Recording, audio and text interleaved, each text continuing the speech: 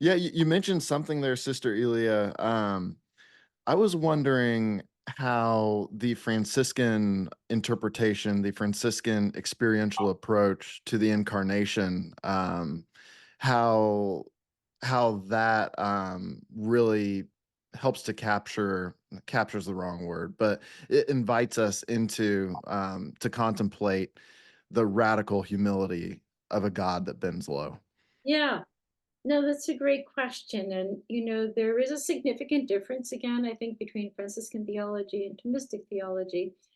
Thomas, of course, acknowledged the role of original sin and fallenness of creation.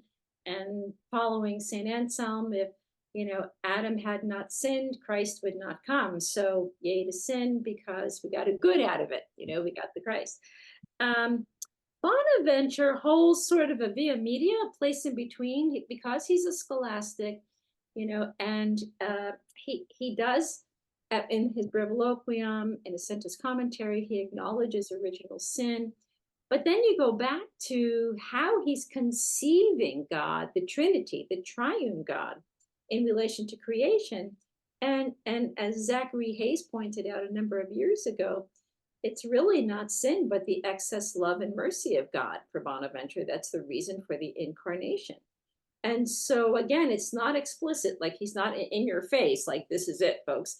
But Duns Scotus comes along and says, yeah, let me tell you another way to look at this thing. So, and Scotus is really like, well, God is love, and that's kind of interesting. He's coming at it from a more a different, a little bit slightly different philosophical position, but very complementary to Bonaventure. God is love. And love is never going to do anything for a defect, like, oh my gosh, there's this big hole in creation I've got to repair.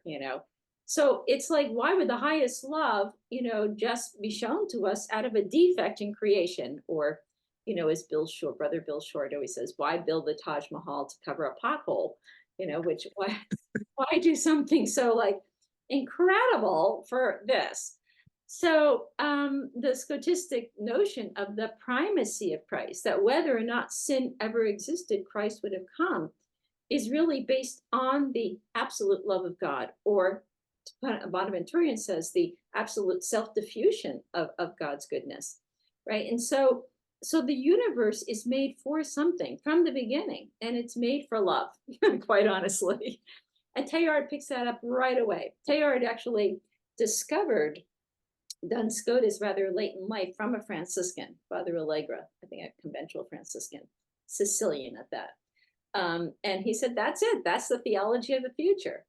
But the difference is Scotus saw Christ as the blueprint of creation. That's what we're made for. And creation, and Teilhard saw Christ as the goal of creation. They're complementary, but just because Teilhard's thinking in terms of evolution. So all of this to say that the Franciscan reason for the incarnation is distinctly different from Thomas Aquinas. And again, it's not being based on fallenness or being or original sin. It's simply based on love. Yeah. Uh, um, it's original love, as Matthew Fox might have said, original blessing. And what would our world look like if we actually had a church based on original love? Like Mm. that's what we're for. And I think honestly, because we're very Thomistic, we're a very self-focused group on sin and fallenness, and everything is due to the weakness of human nature and fallen human nature. And I'm like, wow, how do we ever get this far if we're so depraved, and we need God to save us? And I'm like, oh gosh, and I think God just simply wants to be loved, and like we would do well to love God in return because we're more together in God than without God. So it's a simple Yeah.